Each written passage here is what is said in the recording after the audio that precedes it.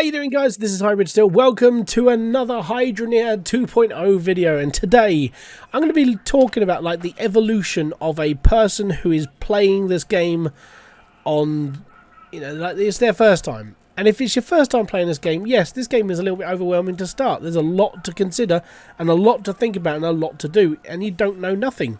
Honestly, the tutorials that, yeah, it's depending which ones you watch. So when it comes to this game, it's all about like building your first plot, and like I've said in previous videos and streams and everything else, this seems to be like the go-to like build. Okay, everyone seems to be doing this so they can automate money as quickly as humanly possible.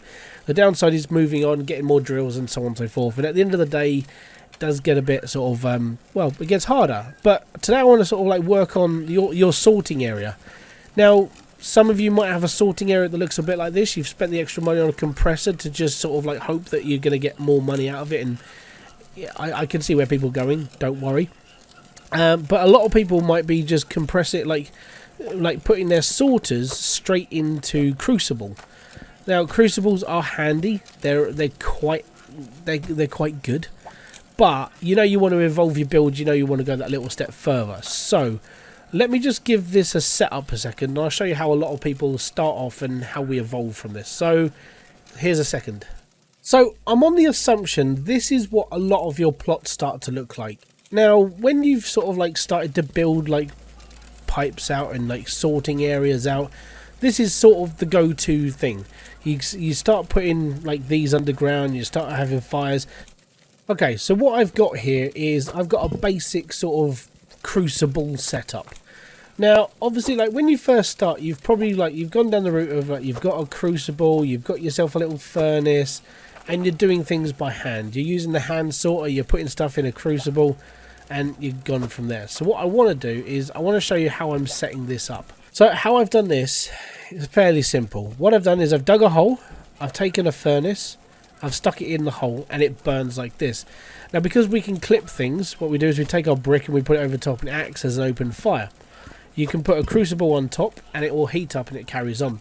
It's very easy to do and very quick to set up as well. Dig a couple of little bits out with your pickaxe, put a furnace in it, put a block on top of it, put a Crucible on it, and you're ready to go. And this would be like the first thing that you would do to set up a plot and keep things moving, basically. Now, obviously, I haven't got any onyx. As you can see, I have no onyx, so if I get an onyx, it's just going to pop out the end. Because I'm sorting everything else out with gems and like ore, onyx will literally just bounce off the pipe and land on the floor. I can pick it up and put it on my sorter, and it's all good. But my chances of getting onyx are slim, very, very slim, but we'll go from there. So how this works now is that it's all auto sorted. So we've gone from like manually doing it, now we're going down the auto route. So here we go. We've got a bit of iron.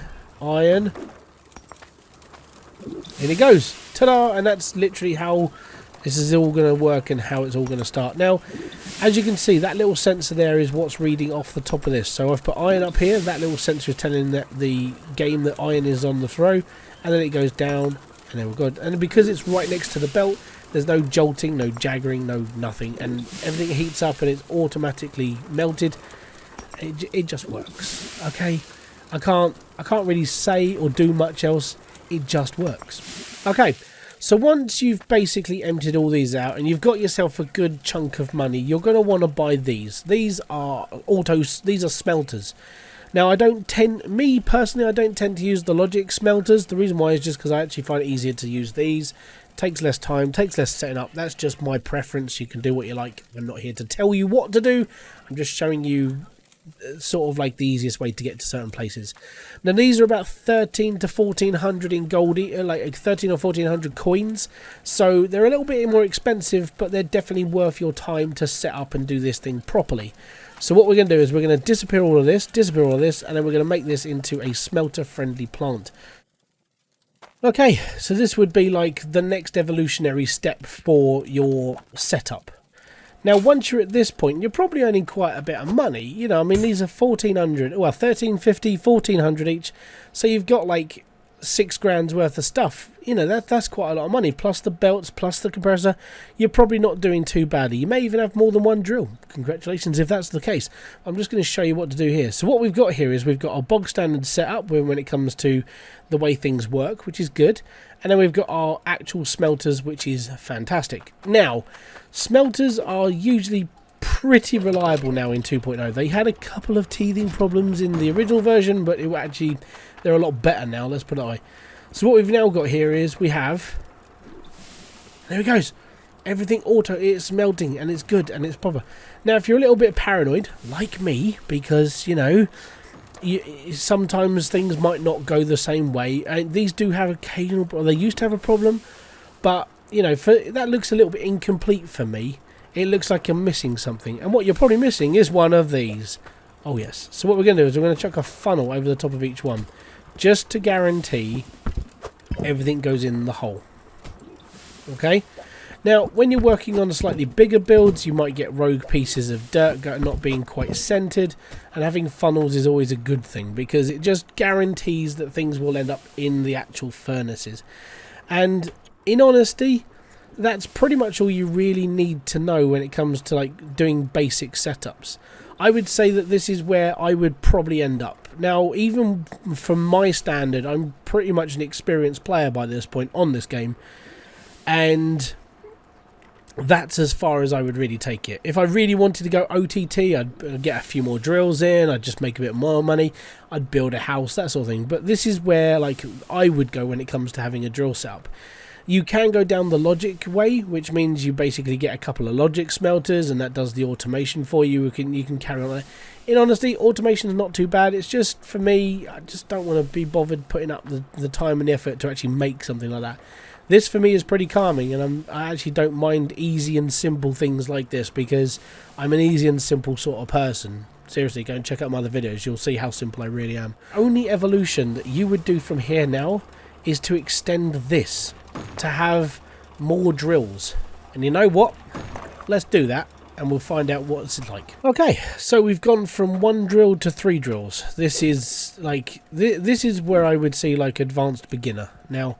And the reason why is because now you're using 3 sets of everything just to get like fast reward. If you're a beginner, this is like, I would say this is the pinnacle of what you want to be aiming for before you move to another plot of land. Yes, it's going to take a little bit of extra time, but 3 drills, the amount of reward, having a real small basic setup and having it like this would just be amazing. There is one extra step I would go, but then that involves changing this up, and I feel that's for another video. But let's just see how this works, and then you get a gist of like what I'm going for when it comes to a setup like this. So what's happening now is all 3 drills are roughly firing at the same pace, which means we're going to get a little conglomerate of like actual like bits of iron and everything else, which is really good. It means we're getting 3 lots of reward, and it's all going in, no clogs, no nothing, and it's just perfect. The best part about this is you're running 3 drills off of 1 line with, you know, and I don't think we can get any better, and that's all good. So yeah. Nothing fancy, nothing over the top, nothing, you know, that's going to really kill your brain. When you're first starting out, it's best to evolve. You know, start simple and work your way up. This setup, in honesty, I'm probably going to actually give it the Hybridsteel seal of approval for new people. It doesn't matter, even if you don't have these and you're just working off the old sort of like furnace in the floor and the crucible set. This is I would say like where a beginner needs to be in order to move on and understand the game from a knowledgeable point of view. You don't have to know everything. You don't have to know the entirety of the game and all the ins and outs. If you can get a setup that looks like this by the end of it, it's just perfect. So like we said, we started off with the 1 drill firing into the harvester. We even just had a simple bucket picking things up and we were hand sorting it. And then we moved on to having the polisher and the compressor, which basically just means that we can now compress gems, and then everything else sort of like evolves from there. You have a furnace and a crucible set up like this, so you have the furnace underground, a block on top of it, a crucible on top, and you just collect reward, and you have to do your own pouring and your own blocks. And then afterwards it's straight into the smelters. Once you've got to this point, you don't really have to push yourself much further. It is all about just doing this. There is one more thing I would add to this, just to be a smart ass, but I'll cover that in another video. But thank you very much for kicking by. If you have any questions down in the comment section below, I'd love to hear your thoughts. And the reason why is because that's what I'm here for. I'm here for trying to help you guys make your gaming experience on HYDRONEER a lot damn simpler, because there's a lot to go through and a lot of crap to answer. So thank you very much for kicking by. I'll see you on another one. Peace out, have fun, enjoy everything you guys do. A boom, fist bump to you.